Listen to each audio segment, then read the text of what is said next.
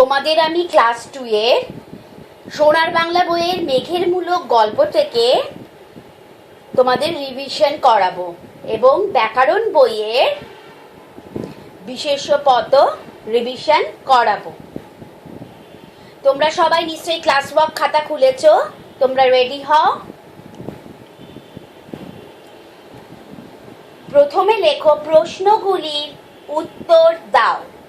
প্রশ্নগুলির উত্তর দাও। তোমরা হয়তো এই গল্পটা আগেই পড়েছো এবং এই গল্পে তোমরা উত্তরগুলো জানো, তবুও তোমাদের প্রশ্ন উত্তরগুলো কিছু আলোচনা করে দিচ্ছি।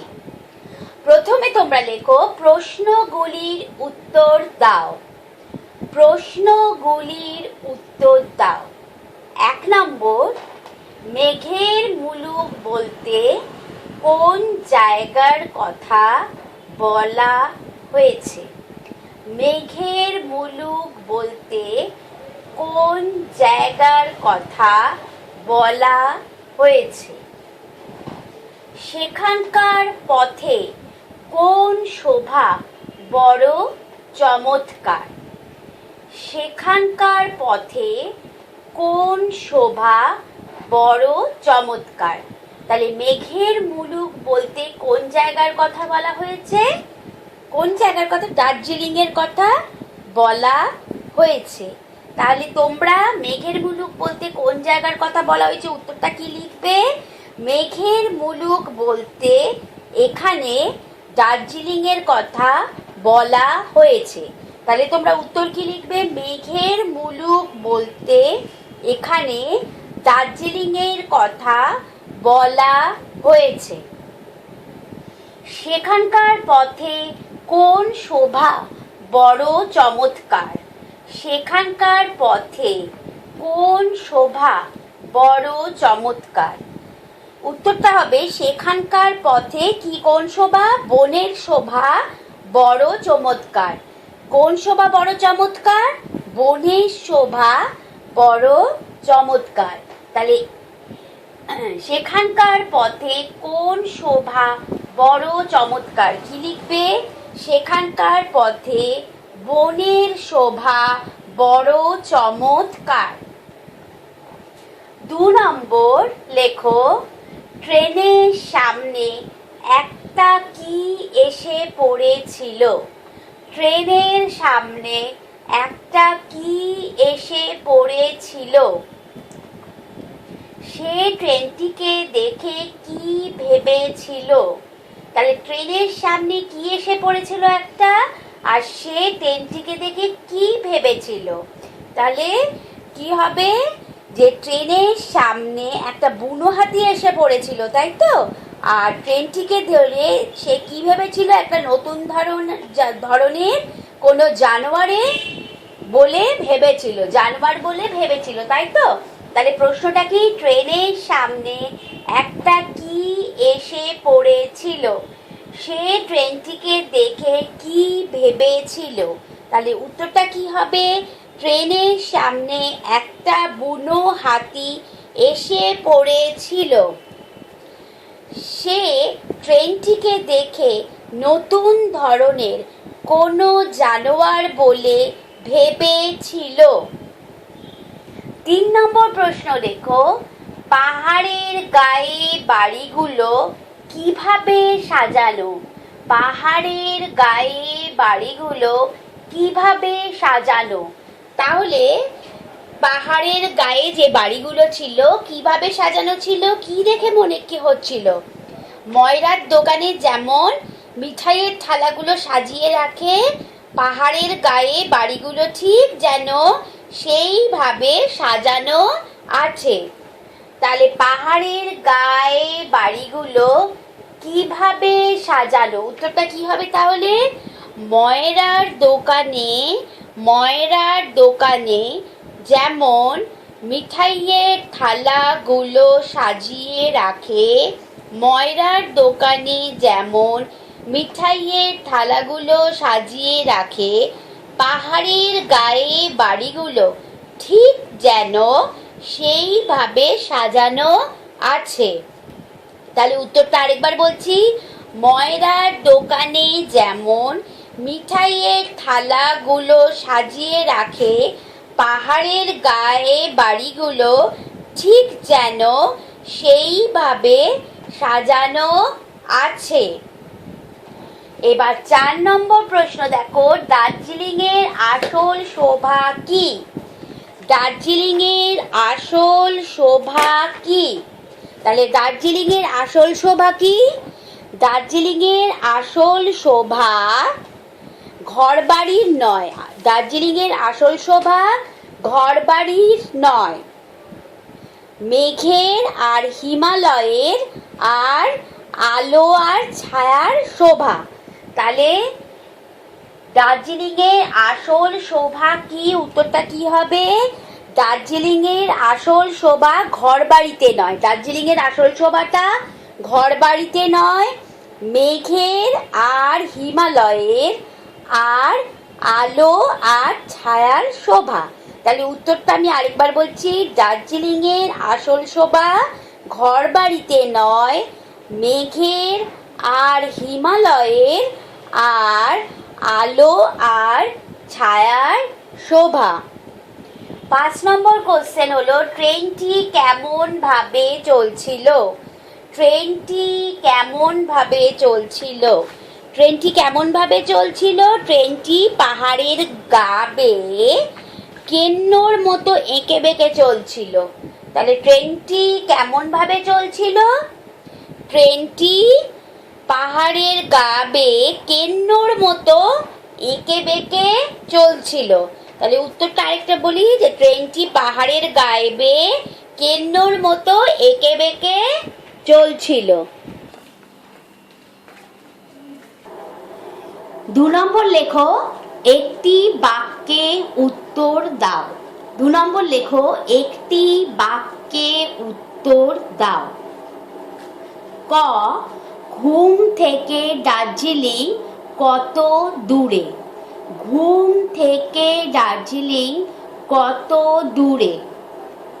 তাহলে উত্তরটা কি হবে? ঘুম থেকে দার্জিলিং 5 মাইল দূরে। ঘুম থেকে দার্জিলিং 5 মাইল দূরে।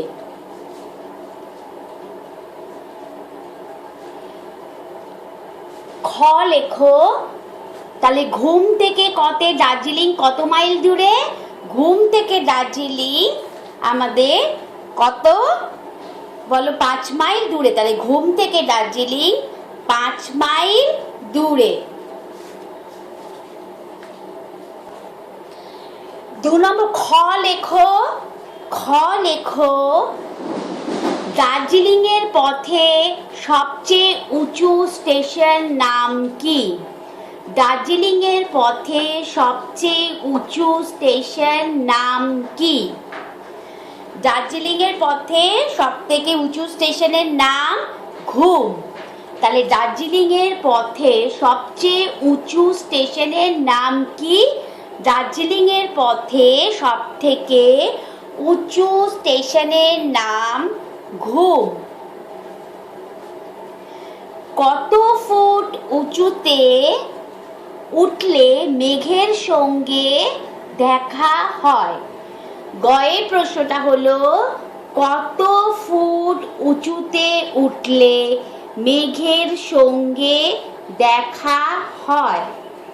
তাহলে কত ফুট বলো? 1500 ফুট। 1500 ফুট। তাহলে উত্তর প্রশ্নটা কি আছে? যে কত ফুট উঁচুতে উঠলে মেঘের সঙ্গে দেখা হয়? উত্তরটা কি হবে তাহলে? 1500 ফুট উঁচুতে উঠলে মেঘের সঙ্গে দেখা হয়। তাহলে উত্তরটা কি, প্রশ্নটা কি ছিল? যে কত ফুট উঁচুতে উঠলে মেঘের সঙ্গে দেখা হয়? 1500 ফুট উঁচুতে উঠলে মেঘের সঙ্গে দেখা হয়। প্রশ্ন নাম্বার ঘ লেখো। ঘ, মেঘের মুলুক গল্পটির লেখকের নাম কি? মেঘের মুলুক গল্পটির লেখকের নাম কি? তাহলে উত্তরটা কি হবে? মেঘের মুলুক গল্পটির লেখকের নাম, মেঘের মুলুক গল্পটির লেখকের নাম কি? উপেন্দ্রকিশোর রায়চৌধুরী। তাহলে প্রশ্নটা কি আছে এখানে? ঘতে মেঘের মুলুক গল্পটির লেখকের নাম কি? তাহলে উত্তর কি হবে? মেঘের মুলুক গল্পটির লেখকের নাম উপেন্দ্র কিশোর রায়চৌধুরী। উপেন্দ্র কিশোর রায়চৌধুরী। ও লেখক কত সালে কোথায় জন্মগ্রহণ করেন? লেখক কত সালে কোথায় জন্মগ্রহণ করেছিলেন? লেখক 1863 সালে কলকাতায় জন্মগ্রহণ করেছিলেন।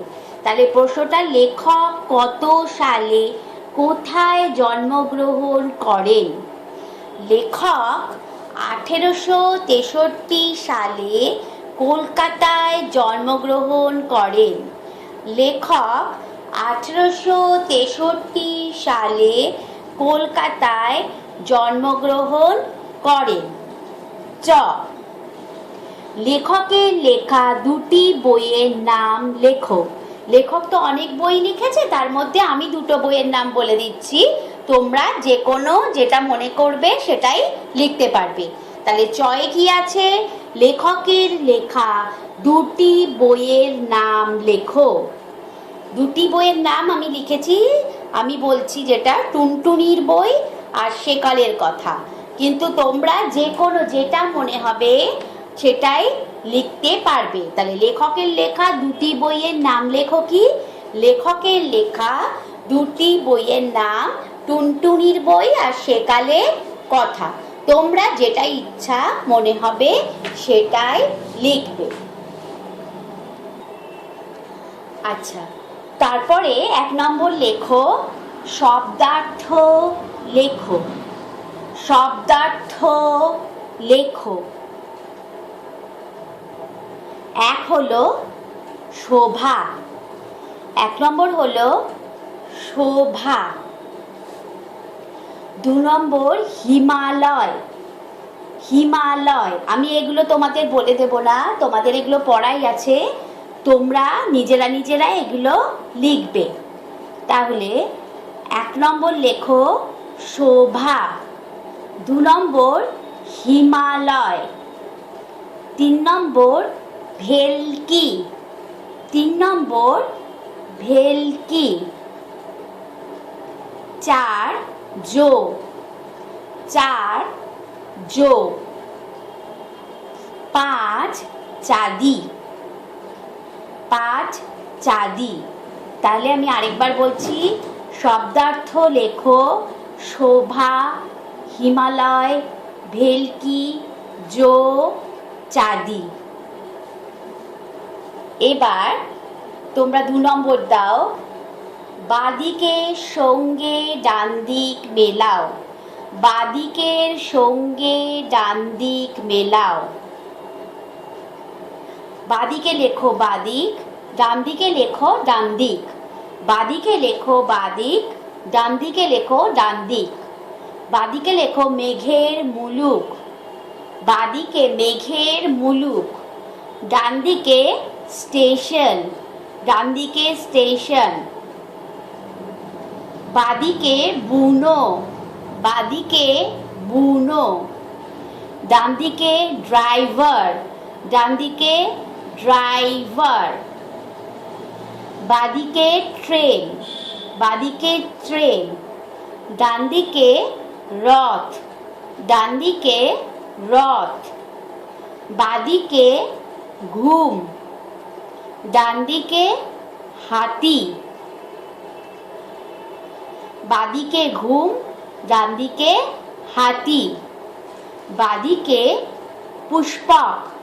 বাদিকে পুষ্পক, ডান দিকে দার্জিলিং। বাদিকে পুষ্পক, ডান দিকে দার্জিলিং। এবার তোমাদের বাঁ দিকগুলো আমি পরপর বলছি, তোমরা একবার মিলিয়ে নাও। মেঘের মুলক, বুনো, ট্রেন, ঘুম, পুষ্পক। ডান দিকে স্টেশন, ড্রাইভার, রথ, হাতি, দার্জিলিং। ঠিক আছে?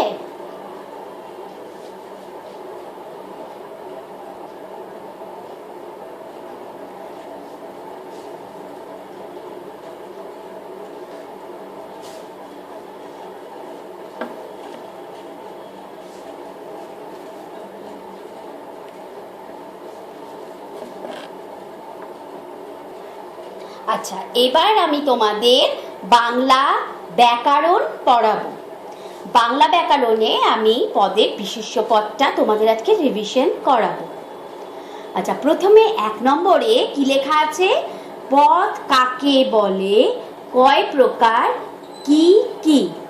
তাহলে প্রথমে হলো পদ কাকে বলে, কয় প্রকার, কি কি। তাহলে পদ কাকে বলে? একটি বাক্যের মধ্যে অর্থপূর্ণ ও বিভক্তিযুক্ত প্রতিটি শব্দকে পদ বলে। তাহলে পদ কাকে বলে? পদ কাকে বলে, কয় প্রকার, কি কি। কি হবে? একটি বাক্যের মধ্যে অর্থপূর্ণ ও বিভক্তিযুক্ত প্রতিটি শব্দকে পদ বলে। পদ কয় প্রকার আমরা জানি।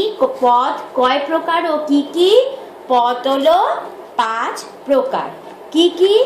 বিশেষ্য, বিশেষণ, সর্বনাম, অব্যয়, ক্রিয়া। তাহলে পদ কাকে বলে, কয় প্রকার, কি কি, এবং পদ সমস্তটাই তোমাদের আগে পড়ানো হয়েছে, তবুও একটু আলোচনা করে দিচ্ছি।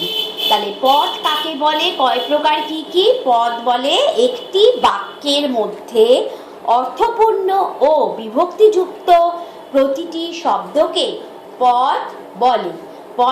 পদ কয় প্রকার? 2 প্রকার। এক বিশেষ্য, পদ 5 প্রকার। পদ বিশেষ্য, বিশেষণ, সর্বনাম, অব্যয়, ক্রিয়া। তাহলে বিশেষ্য পদ কাকে বলে, উদাহরণ দাও। 2 নম্বর হলো বিশেষ্য পদ কাকে বলে, উদাহরণ দাও। বিশেষ্য পদ কাকে বলে? যে পদ দ্বারা কোনো কিছুর নাম বোঝানো হয় তাকে বিশেষ্য পদ বলে। তাহলে বিশেষ্য পদ কাকে বলে, উদাহরণ দাও। যে পদ দ্বারা কোনো কিছুর নাম বোঝানো হয় তাকে বিশেষ্য পদ বলে। বিশেষ্য পদের উদাহরণ কি? বিশেষ্য পদের উদাহরণ হলো যেমন নজরুল, দিল্লি, বাঘ ইত্যাদি। আমি উদাহরণগুলো বললাম কয়েকটা, তোমরা নিজের মতো করে উদাহরণগুলো লিখবে।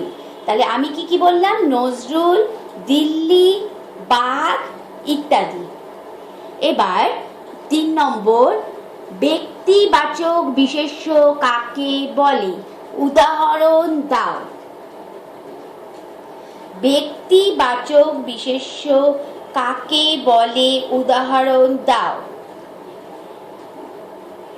যে বিশেষ্য পদে কোন ব্যক্তির নাম বোঝানো হয় তাকে ব্যক্তিবাচক বিশেষ্য পদ বলে।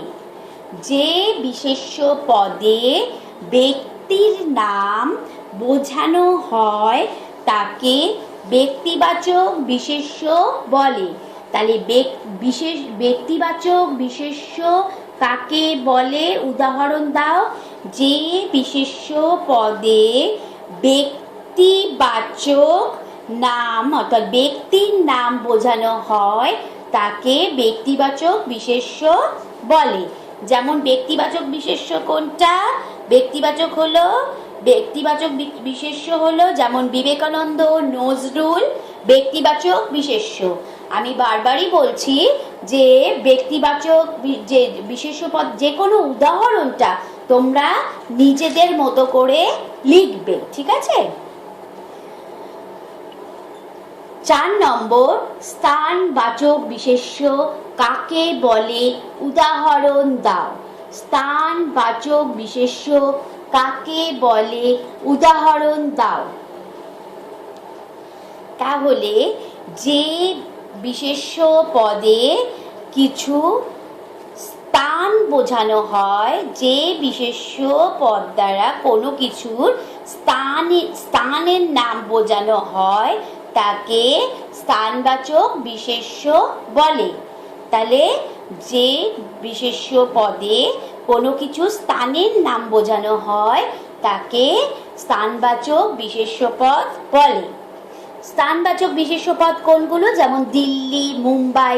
আমি বারবারই বলছি যে তোমরা তোমাদের মতো নিজের মতো লিখবে। আমি তোমাদের আলোচনার জন্যে আমি নিজের মতো করে কয়েকটা উদাহরণ দিচ্ছি। তাহলে স্থানবাচক বিশেষ্য কাকে বলে? যে পদ দ্বারা কোনো কিছু স্থানের নাম বোঝানো হয়, যে বিশেষ্য পদ দ্বারা কোনো কিছুর স্থানের নাম বোঝানো হয় তাকে বলা হয় কি? স্থানবাচক বিশেষ্য। 5 নম্বর, বস্তুবাচক বিশেষ্য কাকে বলে উদাহরণ দাও। বস্তুবাচক বিশেষ্য কাকে বলে উদাহরণ দাও। এটা কি হবে?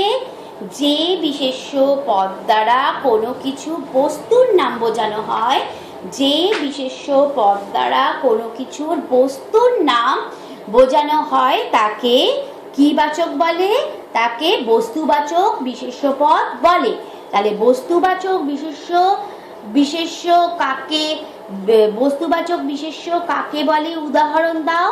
বস্তুবাচক যে বিশেষ্য পদ দ্বারা কোনো কিছুর বস্তুর নাম বোঝানো হয় তাকে বস্তুবাচক বিশেষ্য পদ বলে। উদাহরণ, বস্তুবাচক বিশেষ্য পদের উদাহরণ কি? যেমন জল, দুধ, এগুলো কি বস্তুবাচক বিশেষ্য। এবার 6, গুণবাচক বিশেষ্য কাকে বলে? গুণবাচক বিশেষ্য কাকে বলে? তাহলে গুণবাচক বিশেষ্য কাকে বলে? যে বিশেষ্য পদ দ্বারা কোনো কিছু গুণ বোঝানো হয়, গুণের নাম বোঝানো হয় তাকে গুণবাচক বিশেষ্য পদ বলে। গুণবাচক বিশেষ্য পদ কোনগুলো? যেমন সততা, করুণা, এগুলো গুণবাচক বিশেষ্য। সততা, করুণা এগুলো কি গুণবাচক বিশেষ্য। ক্রিয়াবাচক বিশেষ্য কাকে বলে উদাহরণ দাও। তাহলে ক্রিয়াবাচক বিশেষ্য হলো যে বিশেষ্য পদ দ্বারা কোনো কিছুর ক্রিয়া অর্থাৎ কোনো কাজ বোঝানো হয় তাকে ক্রিয়াবাচক বিশেষ্য পদ বলে। তাহলে ক্রিয়াবাচক বিশেষ্য কাকে বলে? যে বিশেষ্য পদ দ্বারা কোনো কিছুর কাজ বোঝানো হয় তাকে ক্রিয়াবাচক বিশেষ্য পদ বলে। ক্রিয়াবাচকের উদাহরণ কি? ক্রিয়াবাচকের উদাহরণ হলো যেমন ভোজন, শয়ন, এগুলো হলো সব ক্রিয়াবাচক বিশেষ্য। আচ্ছা, 8 নম্বর হলো জাতিবাচক বিশেষ্য কাকে বলে উদাহরণ দাও। জাতিবাচক বিশেষ্য কাকে বলে উদাহরণ দাও। জাতিবাচক বিশেষ্য হলো যে বিশেষ্য পদের দ্বারা কোনো কিছুর কোনো কিছুর জাতির নাম বোঝানো হয় তাকে জাতিবাচক বিশেষ্য বলে। তাহলে যে বিশেষ্য পদ দ্বারা কোনো কিছুর জাতির নাম বোঝানো হয় তাকে জাতিবাচক বিশেষ্য বলে। যেমন উদাহরণ হলো সিংহ, গরু। সিংহ, গরু এটা হলো কি জাতিবাচক বিশেষ্য। তাহলে উদাহরণগুলো তোমরা নিজের মতো করে লিখবে এবং প্রত্যেকটা কোশ্চেনের অ্যান্সার লিখবে। আমি তোমাদের আলোচনা করে দিলাম।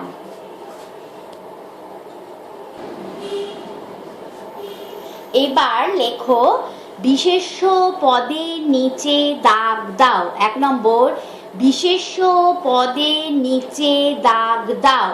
ক, রবীন্দ্রনাথ একজন বিখ্যাত কবি। এগুলো আমি বলে দেব না, তোমরা নিজেরা নিজের মতো করে তোমরা লিখবে। বিশেষ্য পদের নিচে দাগ দেবে। এই লেখাটার বাক্যটার মধ্যে যেটা বিশেষ্য পদ তার নিচে দাগ দেবে। ক, রবীন্দ্রনাথ একজন বিখ্যাত কবি। রবীন্দ্রনাথ একজন বিখ্যাত কবি, এর মধ্যে যেটা বিশেষ্য পদ তার নিচে দাগ দেবে। খ, গঙ্গা ভারতের সবচেয়ে বড় নদী। খ, গঙ্গা ভারতের সবচেয়ে বড় নদী। গ, প্রতিদিন সকালে ভ্রমণ করা ভালো। প্রতিদিন সকালে ভ্রমণ করা ভালো। ঘ, সোনা দিয়ে গয়না তৈরি হয়। ঘ, সোনা দিয়ে গয়না তৈরি হয়। তাহলে আমি আরেকবার বলছি। ক, রবীন্দ্রনাথ একজন বিখ্যাত কবি। খ, গঙ্গা ভারতের সবচেয়ে বড় নদী। গ, প্রতিদিন সকালে ভ্রমণ করা ভালো। ঘ, সোনা দিয়ে গয়না তৈরি হয়। 2 নম্বর লেখো, কোনটি কি ধরনের বিশেষ্য পদ লেখো। 2 নম্বর, কোনটি কি ধরনের বিশেষ্য পদ লেখো। লেখো শরৎচন্দ্র। শরৎচন্দ্র। আমেরিকা। আমেরিকা। দয়ালু। দয়ালু। গমন। গমন। পাখি। পাখি। সততা। সততা। আরেকবার বলছি প্রথম থেকে। শরৎচন্দ্র, আমেরিকা, দয়ালু, গমন, পাখি, সততা। এগুলো কোনটি কি ধরনের বিশেষ্য পদ সেগুলো তোমরা লিখবে, ঠিক আছে। 3 নম্বর লেখো এবার। 3 নম্বর এবার লেখো, বাম দিকের সাথে ডান দিক মেলাও। বাম দিকের সাথে ডান দিক মেলাও। বাম দিক লেখো বাদিকে, আর ডান দিকে লেখো ডান দিক। বাম দিকে লেখো বাম দিক, ডান দিকের সাথে ডান দিক। তোমরা জানো ম্যাচিং, সেরকম ভাবেই করবে। ক, মাদার টেরেসা। বাদিকের কতে লেখো মাদার টেরেসা। ডান দিকের কতে লিখবে গুণবাচক। ডান দিকের কতে লেখে গুণবাচক। খ দিকের বাদিকে লেখো আগ্রা। খ দিকের বাদিকে লেখো আগ্রা। ডান দিকে খ দিকে লেখো ক্রিয়াবাচক। খ ডান দিকে লিখবে ক্রিয়াবাচক। বাদিকের গয়ে লেখো চিনি। বাদিকের গয়ে লেখো চিনি। ডান দিকের গতে লেখো ব্যক্তিবাচক। বাদিকের গতে লেখো ব্যক্তিবাচক। বাদিকের ঘতে লেখো দয়া। বাদিকের ঘতে লেখো দয়া। ডান দিকের ঘতে লেখো বস্তুবাচক। ডান দিকের ঘতে লেখো বস্তুবাচক। বাদিকে উঁতে লেখো ভোজন। বাদিকের উঁতে লেখো ভোজন। ডান দিকের উঁতে লেখো স্থানবাচক। ডান দিকের উঁতে লেখো স্থানবাচক। তাহলে আমি বাদিকে কি কি বললাম আরেকবার বলছি। বাদিকে ক মাদার টেরেসা, খ আগ্রা, গ চিনি, গ দয়া, ও ভোজন। ডান দিকে গুণবাচক, খ ক্রিয়াবাচক, গ ব্যক্তিবাচক, ঘ বস্তুবাচক, ও স্থানবাচক। ঠিক আছে। 4 নম্বর লেখো, সঠিক উত্তরের নিচে দাগ দাও। আমি অপশন দেব, তোমরা যেটা ঠিক হবে তার নিচে দাগ দেবে, ঠিক আছে। ক সঠিক উত্তরের নিচে দাগ দাও। উপরে লেখো সঠিক উত্তরের নিচে দাগ দাও। ক দিল্লি, নিচে তোমরা ড্যাশ দাও। দিল্লি আমাদের রাজধানী। দিল্লি আমাদের রাজধানী। ফার্স্ট ব্র্যাকেটের মধ্যে লেখো স্থানবাচক অবলিক দিয়ে দিল্লি। ফার্স্ট ব্র্যাকেটের মধ্যে লেখো, ব্র্যাকেটের মধ্যে স্থানবাচক অবলিক দিয়ে সংখ্যাবাচক। তোমরা ফার্স্ট ব্র্যাকেটের মধ্যে লেখো স্থানবাচক অবলিক দিয়ে লেখো সংখ্যাবাচক। খ, বিদ্যাসাগর একজন দয়ালু ব্যক্তি। বিদ্যাসাগর একজন দয়ালু ব্যক্তি। দয়ালুর নিচে ড্যাশ দাও, ব্র্যাকেট দাও, বস্তুবাচক অবলিক দিয়ে লেখো গুণবাচক। বাক্যটার দয়ালুতে দাগ দাও, দাগ দিয়ে ব্র্যাকেটে লেখো বস্তুবাচক, অবলিক দিয়ে লেখো গুণবাচক।